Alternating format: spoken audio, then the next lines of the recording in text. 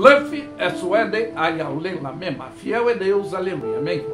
Nessa manhã de domingo, eu tenho um tema que diz que a tentação faz parte do comportamento humano, mas não vem de Deus.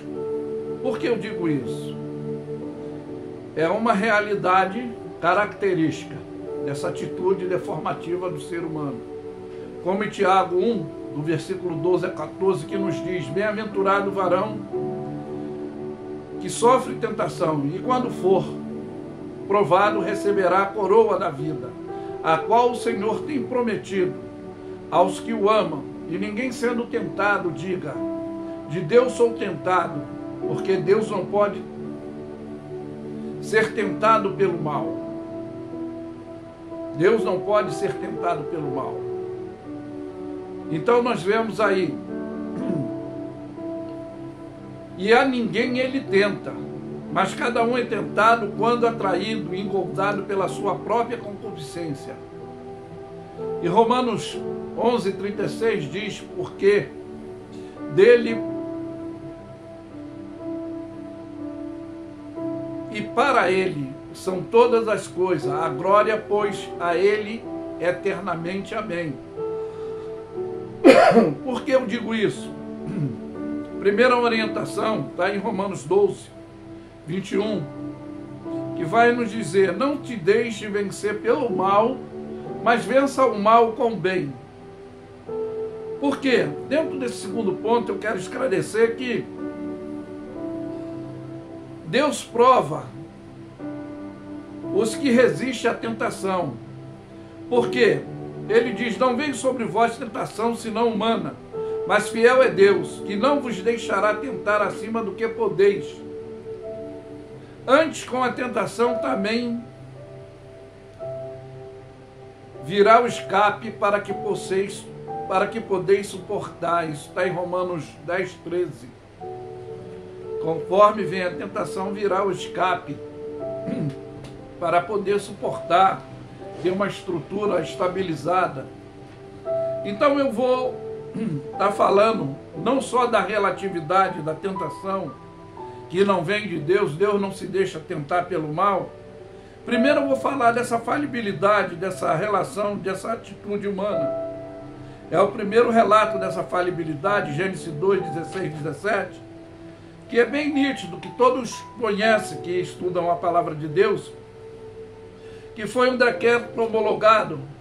Eu sempre falo, temos opção de escolha, não livre-arbítrio, que diz aqui: ordenou o Senhor Deus o homem, dizendo: de toda árvore do jardim comerás livremente, mas da árvore da ciência do bem e do mal, dela não comerás, porque do dia em que dela comeres, certamente morrerás.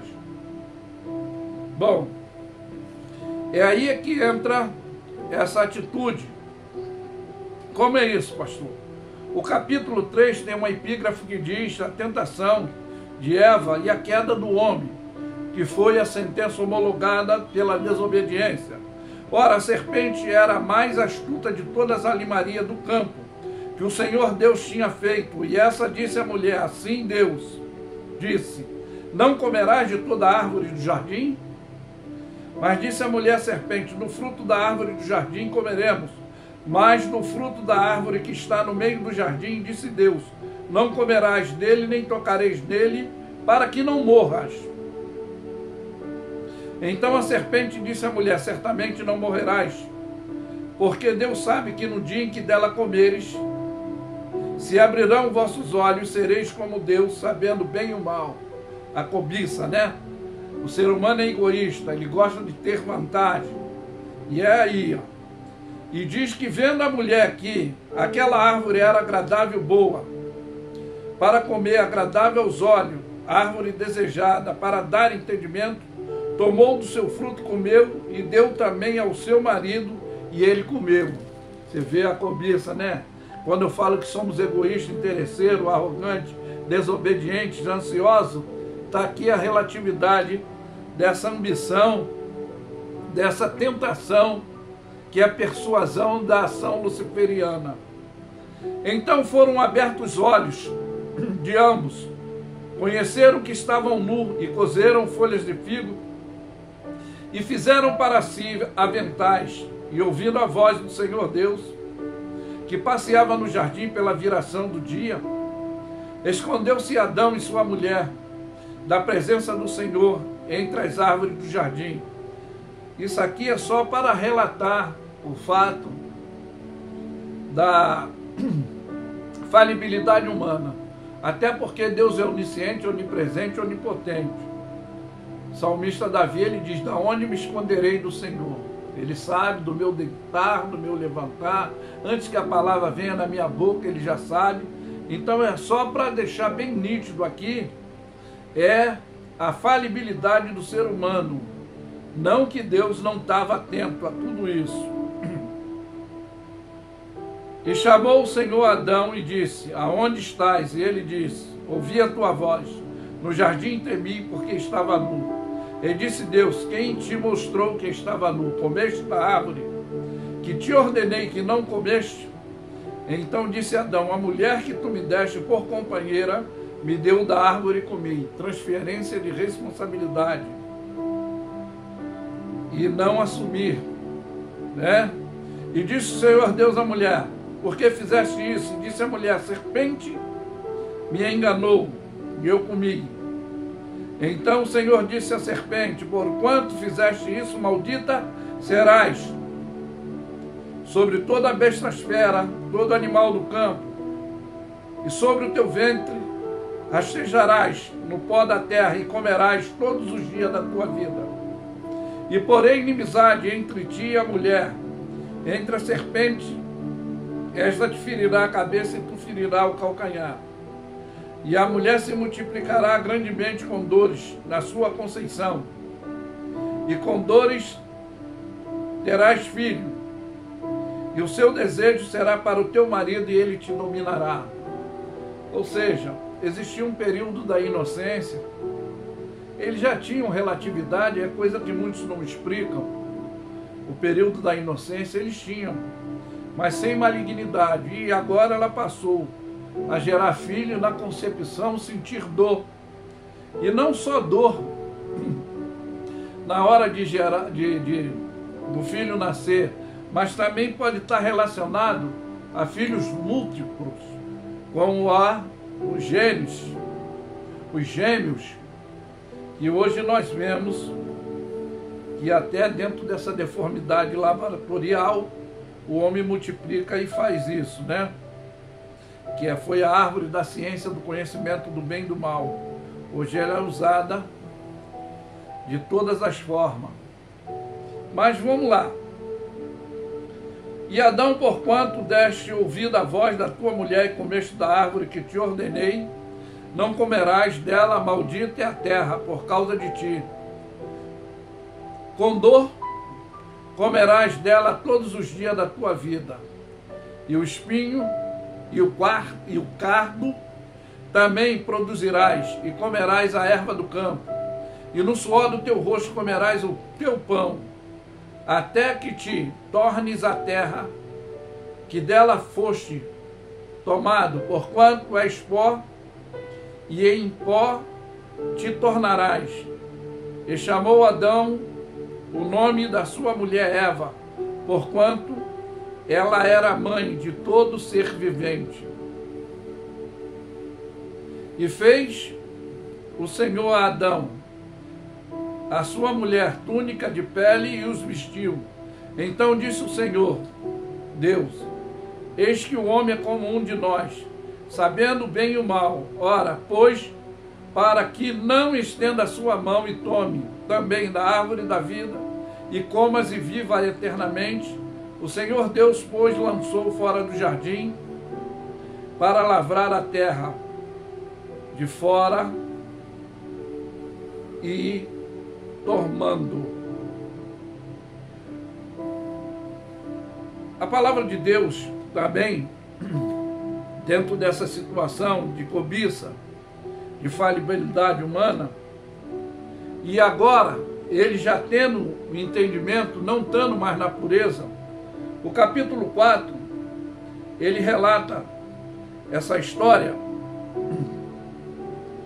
de malignitude aqui, que conheceu Adão, ou seja, a relatividade agora, não na inocência, que muitos não entendem, sobre a situação de Caim conhecer sua mulher, como conheceu, se só tinha eles no início. É lógico que no período da inocência eles geraram filhos e filhas, só que eram puros, não tinha malignidade. E diz aqui, conheceu Adão a Eva, sua mulher, e concebeu, teve Caim, e disse, alcancei do Senhor um varão. E teve mais um filho, Abel, o qual foi pastor de ovelha, Caim lavrador. E aconteceu que ao cabo de dia, Caim trouxe do fruto da terra, ofereceu ao Senhor, e Abel também trouxe do seu primogênito, das suas ovelhas, da gordura, e atentou o Senhor para Abel para a sua oferta. E para Caim a sua oferta não atentou, e irou-se fortemente, e descaiu o seu semblante. E o Senhor disse a Caim, por que iraste? Por que descaíste o teu semblante? Se bem fizeres, não haverá aceitação para ti? Se mal fizeres, o pecado sobre ti estás à tua porta, e o teu desejo sobre ti, ele te dominará. Então, tudo dentro dessa relação cobiçosa, de malignitude, conforme eu falei, é aonde acontece a articulação do primeiro homicídio relatado, agora depois dos olhos do entendimento aberto, que nós vemos que, como falou a Caim com seu irmão Abel, que sucedeu que eles estavam no campo, né? E levantou-se contra o seu irmão Abel e o matou, com essa cobiça. E disse o Senhor, aonde está Abel, o teu irmão? E aí também, como a Adão ele fez transferência de responsabilidade. Sou eu o guardador do meu irmão? Mas Deus disse, fizeste a voz do sangue do teu irmão, clamaste a mim na terra. Então, houve mais uma maldição, que maldito és tu desde a terra que abriu a boca para receber o sangue, tá, do teu irmão. Então nós vemos aí que mais uma maldição ela passou dentro dessa condição. E Caim ele questiona, será que todo aquele que me achar me matará? Aí não está falando de animal, está falando de seres humanos na parte de condição da atuação demoníaca que imperializou agora no ser humano. Esse desejo cobiçoso, essa tentação que fez parte do comportamento humano. E a palavra de Deus disse que ele conheceu, Caim conheceu a sua mulher e ela concebeu e teve um filho chamado Enoque. Então é o que muitos questionam, não sabem, se não havia mais seres humanos, ou se havia seres humanos e o paraíso era um local separado para ver até onde ia a fidelidade do ser humano. Fica muitas incógnitas para aqueles que acreditar uma coisa, ter fé é outra, que é o firme fundamento das coisas que não se vê, mas são prova daquilo que nós aguardamos e acreditamos. Em relação em Deus não tenta ninguém, foi o convite do diabo para com Jó, para castigar a Jó. Vocês sabem muito bem que Deus não se submeteu a esse pedido pois ele disse, faça vocês mesmos, faça você mesmo. O livro de Jó vai nos contar essa história, dentro dessa situação, dele ser um homem ilibado, e a cobiça da inveja, que é imperativa, é onde causa essa deformidade. Aqui no versículo 6 diz, e vindo um dia os filhos de Deus vieram apresentar-se perante o Senhor, e veio também Satanás entre eles. Então o Senhor disse a Satanás, de onde vieste? De onde vem? E ele disse, Satanás respondeu ao Senhor, de rodear a terra e passear por ela. E disse o Senhor a Satanás, observaste o meu servo Jó? Porque ninguém há na terra semelhante a ele, homem sincero, reto, temente a Deus, desvia-se do mal. Então respondeu Satanás e disse ao Senhor, porventura teme Jó a Deus em vão? Porventura não tu cercaste de bens ele toda a tua casa, tudo quanto tem, obra das suas mãos, tu tens abençoado, o seu gado tem aumentado sobre a terra? Mas estende a tua mão e toca-lhe nele, em tudo quanto ele tem, e verás, se não blasfemará de ti na tua face. Foi o convite da ação imperativa luciferiana. Conforme nós lemos, Deus não se deixa ser tentado pelo mal, e a ninguém ele tenta. E disse o Senhor a Satanás, eis que tudo quanto tem está na tua mão, somente contra ele não estenda a tua mão.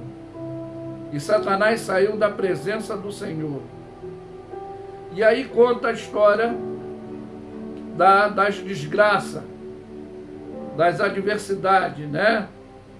Que os seus filhos, suas filhas comiam, estavam em festividade, e de repente aconteceu as tragédias. Os mensageiros contando as tragédias. Mas, no que nós estamos querendo deixar exemplificado agora, é que Deus não se deixa ser tentado pelo mal, e ele também não tenta ninguém. E no capítulo 2 também vai dizer, e vindo outro dia os filhos de Deus vieram apresentar-se perante o Senhor, e veio também entre eles apresentar-se perante o Senhor. Então disse a Satanás, de onde vem? Respondeu ao Senhor e disse, de rodear a terra e de passear por ela. E disse o Senhor, observaste meu servo Jó? Porque ninguém é semelhante a ele, homem algum sincero, reto, temente a Deus, desviando do mal, que ainda retém a sua sinceridade, a sua fidelidade, havendo-me tu incitado contra ele para consumir sem causa. Então Satanás respondeu e disse, pele por pele, tudo quanto o homem tem pela sua vida, estende a tua mão e toca nos seus ossos, na sua carne, e verás, se não blasfemará de ti na tua face. Mais uma vez ele tentando Deus com a sua malignitude dessa ação luciferiana. E Deus agora disse, Satanás, eis que está na tua mão, poupa porém a sua vida. Isso já foi depois dele perder filho, isso foi depois dele perder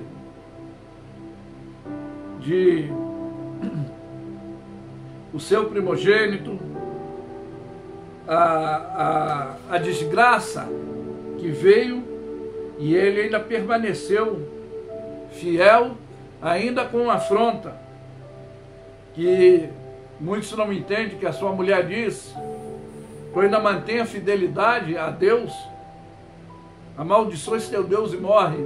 Mas ele diz, nu eu vim, nu partirei, o Senhor me deu, o Senhor me tomou. E em tudo isso, Jó não atribuiu a Deus falha alguma. E é por isso que Satanás mais uma vez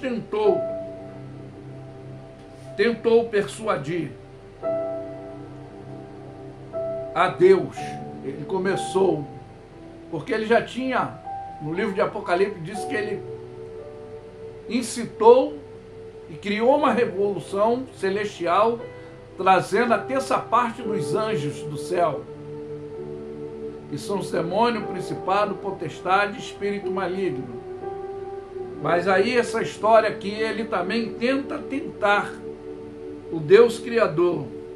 Mas só foi com Deus? Não.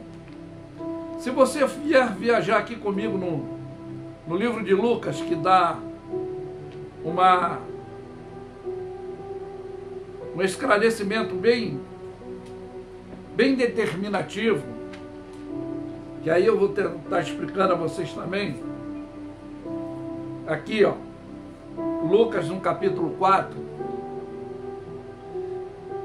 E Jesus, cheio do Espírito Santo, voltou-se do Jordão e foi levado pelo Espírito ao deserto. E 40 dias foi tentado pelo diabo. E naquele dia não comeu coisa alguma. E terminando, ele teve fome. E disse o diabo: se tu és o Filho de Deus, dize a esta pedra: transforme-te em pão. E Jesus lhe respondeu dizendo: está escrito, nem só de pão viverá o homem, mas de toda a palavra de Deus. E o diabo levou, levantando-se a um alto monte, mostrou num momento o tempo de todo o reino do mundo. E disse o diabo: dar-te-ei tudo isso, todo esse poder e sua glória, porquanto a mim me foi entregue, dou a quem eu quero. Porquanto se tu adorares, tudo será teu. E respondeu e disse Jesus: vai, Satanás, porque está escrito, adorarás só o Senhor teu Deus, só a ele servirás. E levou também a Jerusalém e pôs sobre um pináculo do templo e disse: se tu és o Filho de Deus, lança-te daí lá embaixo, porque está escrito de ti: mandarás os seus anjos acerca de ti, que te guardarem, que te sustente com as tuas mãos, para que nunca tropece os teus pés em pedra alguma. E Jesus respondendo disse: dito está, não tentarás o Senhor teu Deus. E acabando o diabo de toda a tentação, ausentou-se dele por um pouco de tempo. Presta bem atenção. Aqui, ele quando fala todo esse reino te darei, porque a mim me foi entregue, Deus deu esse gerenciamento a ele? Não. A desobediência adâmica de Eva que passou esse legado. É por isso que o domínio terreno, que quando a Bíblia diz no livro no mundo jaz o maligno, ou seja, o gerenciamento de todo o sistema, ele que está no poderio, não que Deus não tenha domínio, mas foi o que ele disse, que se deixassem de obedecer, essa malignitude seria imperativa nas atitudes do ser humano. Então é o que passou a ser. Mas essa iniciativa luciferianizada foi que Jesus afirma que só a Deus servirás. Essa cobiça, ela veio desde lá de Adão, conforme nós lemos. Então nós vemos que esse domínio no homem, da cobiça, da ganância, ele achou que poderia também tentar a Deus para executar o mal. Ele não somente como tentou os anjos e conseguiu, como tentou o homem e conseguiu, achou que agora poderia tentar contra o unigênito, o Filho de Deus. E o próprio Jesus disse que a Deus não se pode tentar. É conforme a palavra de Deus diz que ele não se deixa tentar pelo mal e a ninguém ele tenta. Então nós vamos finalizar, para você ter um melhor esclarecimento, que a tentação faz parte do comportamento humano e não vem de Deus. É uma realidade caracterizada, conforme nós já falamos, e nós somos tentados pela nossa cobiça.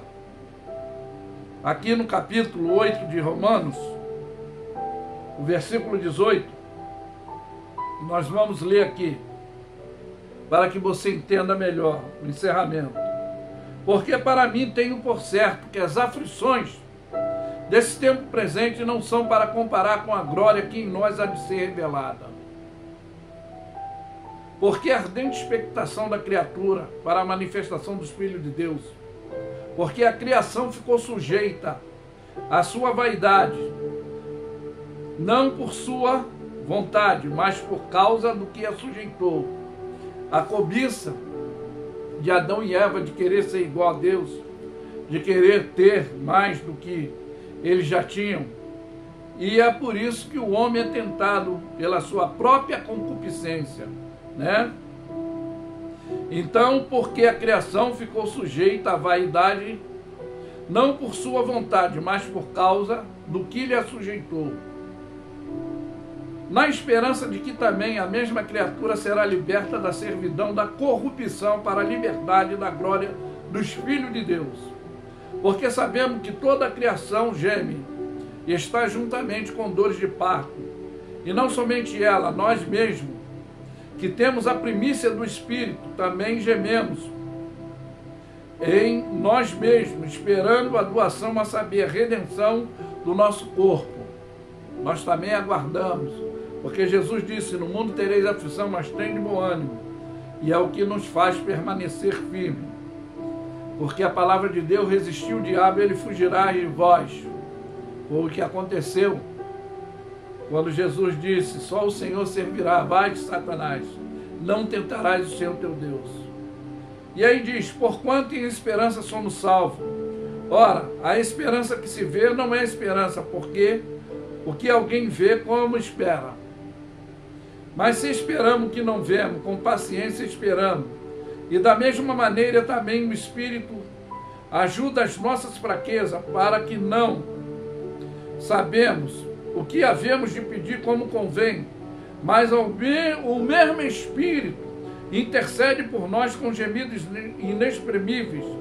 Aquele que examina o coração, o qual é a intenção do Espírito, ele, segundo Deus, intercede pelos santos, e sabendo todas as coisas que contribuem justamente para o bem daqueles que amam a Deus, aqueles que são chamados por seu decreto, porque os que Dante conheceu também os predestinou para serem conforme a imagem do Filho, a fim daquele que seja o primogênito entre muitos irmãos. Ao qual predestinou, a esse também chamou. Os que chamou, a esse também justificou. Aos que justificou, a este também glorificou. Como diremos essas coisas? Se Deus é por nós, quem será contra nós? Aquele que nem mesmo seu próprio Filho poupou, que ele passou pela aprovação também, mas resistiu. Antes entregou por todos nós, como também dará também com todas as coisas.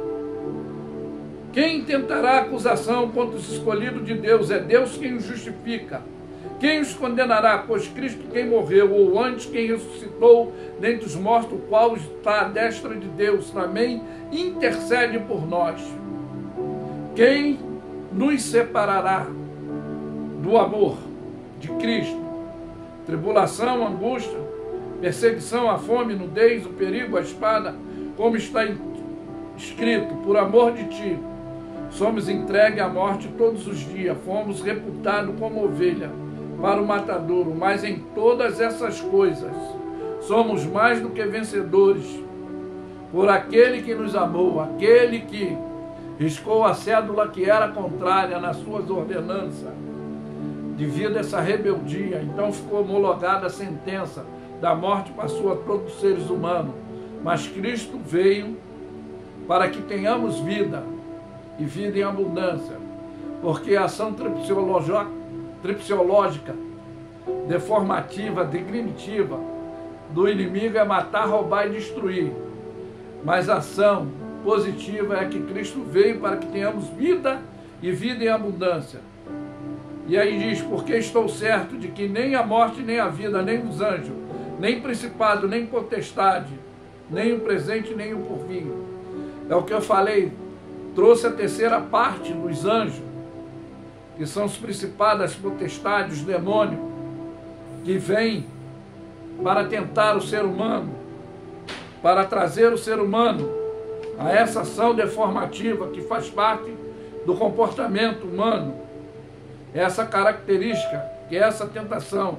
Então aqui diz que nem os anjos, nem principado, nem potestade, nem o presente, nem o porvir, nem